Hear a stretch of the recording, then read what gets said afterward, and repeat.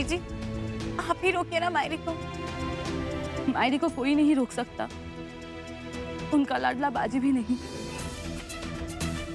मैंने शादी करी प्रगति से। गोरा गोरा मुखड़ा, आंखें सोना चांदी, हमारे जीवन का नूर है। आज से इसका नाम बाजीराव।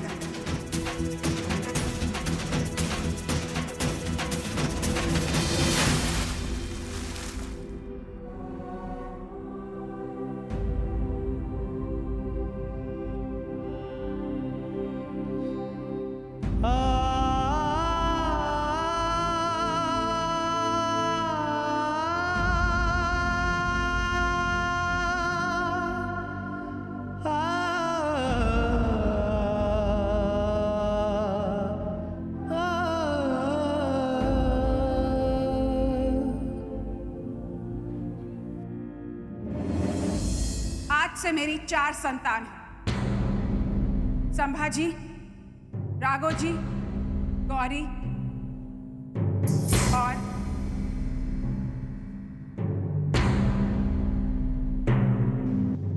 संध्या। बस।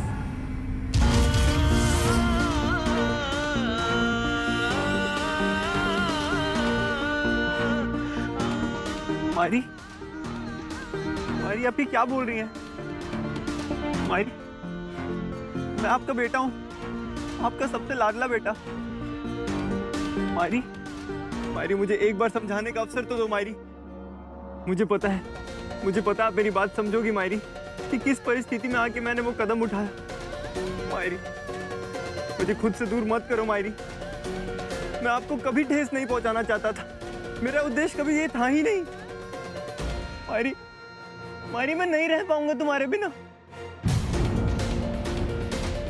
मायरी, मेरी तरफ देखो मायरी। मायरी, मेरी बात तो सुनो मायरी। मायरी।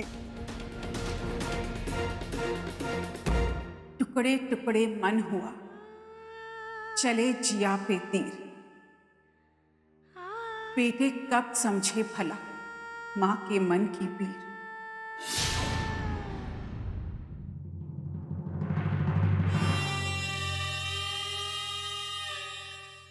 राघव जी, देवसु की सुरक्षा का दायित्व आपको सौंपा गया था, लेकिन कुछ दिनों से ऐसा लग रहा है जैसे देवसु की सुरक्षा एक मजाक बन गई।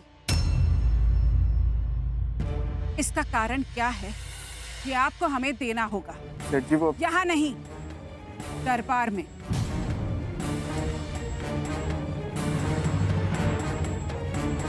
सेठ जी, मैं आपसे माफी मांगती हूँ। मैं जानती हूँ कि मैंने आपका दिल दुखाया है, लेकिन बाजी तो आपका बेटा है ना, वो आपके लिए जान भी देने के लिए तैयार है। अब मेरी वजह से इन सब लोगों को प्लीज सजा मत दीजिए। राघव जी, देवसु की सुरक्षा को मजाक समझ के रखा है? तुम्हारे लिए क्या ये खेल है? इतनी बड़ी लापरवाही की कैसे तुमने?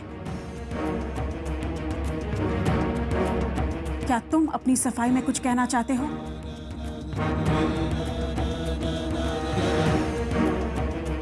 चुप रहकर क्या कहने का प्रयास कर रहे हो?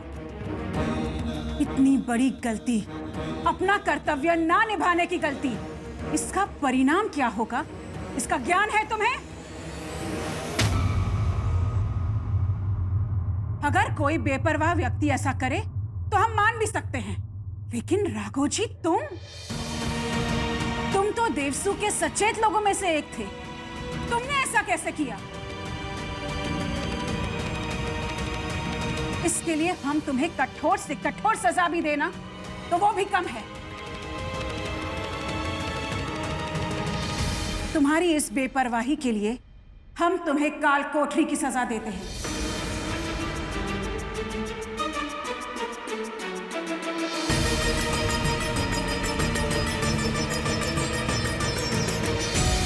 हमें बाजीराव लापता है ये सूचना न देने की गलती के लिए हम तुम्हें जलधारा के नीचे रखने का दंड देते हैं।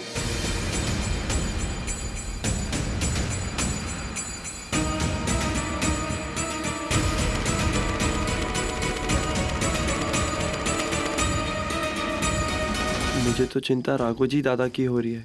मायरी हम दोनों की गलती का दंड उन्हें देंगी और वो चुपचाप सारा दंड सह लेंगे। सारी गलती मेरी ही है। अगर मैं देवसु गांव नहीं आती तो ये सब कभी नहीं होता। अपने आप को दोषी मत मानो। जो हो गया वो हो गया, लेकिन एक बात तय है, मैं अपने देवसु से दूर बिल्कुल भी नहीं रह सकता। हम देवसु की सीमा पे ही अपनी एक कुटिया बना लेंगे। सेठ जी के सीने में जो मेरी मायरी का दिल है ना, उसमें जगह बनाने का हम पूरा कोशिश करेंगे।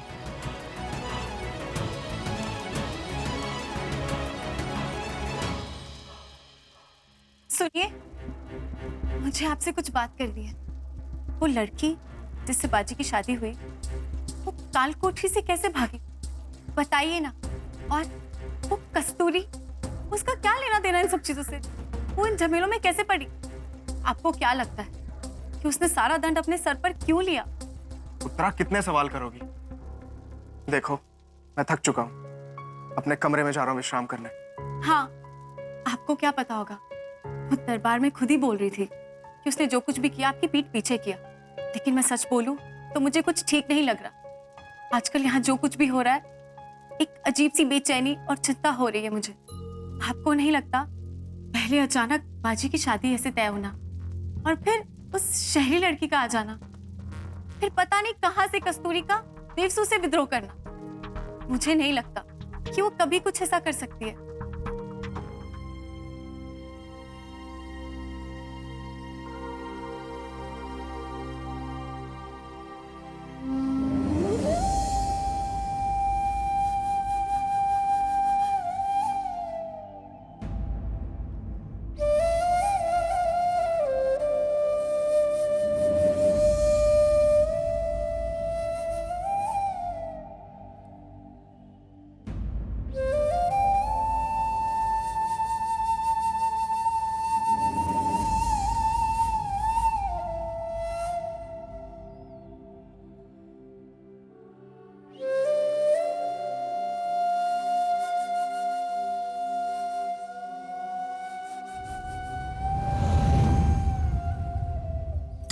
ए बाजी, रुक। मायरी, तुम्हारे बनाए हलवे की खुशबू अखाड़े तक आ रही थी, इसलिए भागा चला आया। हाँ हाँ। अच्छा बैठ, मैं तुझे परोसती हूँ हलवा। मैंने हलवे के साथ साथ पूरियां भी बनाई हैं। ये ले। अरे तुम लोग क्यों खड़े हो, बैठो। अच्छा मायरी, सारा हलवा खाएगा ये, और ये बची हुई पूरी हमारे लिए? आप इस पहलवान से कुछ ज्यादा ही प्यार नहीं करती हैं? संभाजी, ऐसी कोई बात नहीं है। वो क्या है ना, बाजी अखाड़े में रहता है पूरा दिन, कसरत करता है, कुश्तियां लड़ता है, इसीलिए बेचारा थक जाता है और भूख भी ज्यादा लगती है। अच्छा वसुंधरा, सबको पूरियां बांट दो, और उत्तरा हलवे की कटोरियां सब में बांट।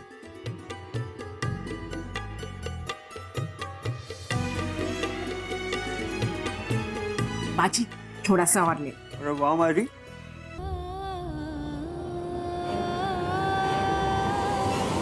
मायरी, मायरी, पूरी जलकर कोयला हो गई है।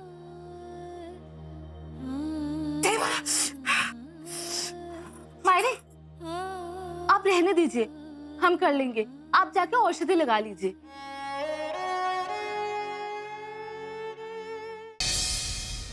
आज जो कुछ भी हुआ उसमें आपकी भी उतनी ही गलती है जितनी बाजी की है। अगर आज मेरे बाजी के सर पर पिता का साया होता तो मेरा बाजी और समझदार होता, अच्छे बुरे में फर्क कर पाता। क्या मिला आपको शहर जाके? कभी ये जानने का मन नहीं किया कि आपके पीछे आपका परिवार किस हालत में है? जंगल से सामान लाया हूँ, यहीं हम अपनी कुटिया बना के रहेंगे। अगर मायरी मुझे देवसु में नहीं आने देगी तो मैं भी देवसु से दूर कहीं नहीं जाऊंगा।